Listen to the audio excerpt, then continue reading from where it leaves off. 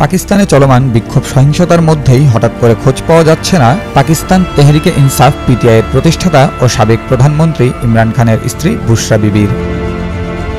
বুশরা বিবি অপহরণের শিকার হয়ে থাকতে পারেন বলে এক ভিডিও বার্তায় সন্দেহ প্রকাশ করেছেন তার বোন মরিয়ম রিয়াজ। পিটিআইয়ের গাড়িবহরে আইনশৃঙ্খলা রক্ষাকারী বাহিনী গুলি ছোড়ার পর থেকেই বুশরা বিবির খোঁজ পাওয়া যাচ্ছে না বলে দাবি তার বোনের।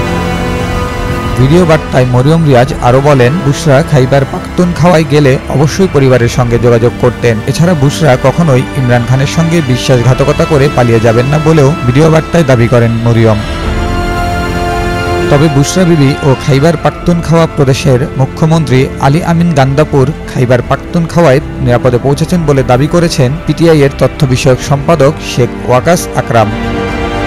কারাবন্দী সাবেক প্রধানমন্ত্রী ইমরান খানের মুক্তি, সরকারের পদত্যাগ ও সংবিধানের ২৬তম সংশোধনী বাতিলের দাবিতে রাজধানী ইসলামাবাদে বিক্ষোভ সমাবেশের ডাক দিয়েছিল পিটিআই। পিটিআইয়ের চলমান বিক্ষোভে উত্তাল রাজধানী ইসলামাবাদ সহ সমগ্র দেশ। সহিংসতার মধ্যেই রাজধানীতে সেনা মোতায়েন করে সরকার। সরকারের বর্বরতায় কোনো নিরস্ত্র নাগরিকের যাতে ক্ষতি না হয় তা বিবেচনা করে ৩ দিন ধরে চলা বিক্ষোভ কর্মসূচি প্রত্যাহার করে নিয়েছে ইমরান খানের দল পিটিআই।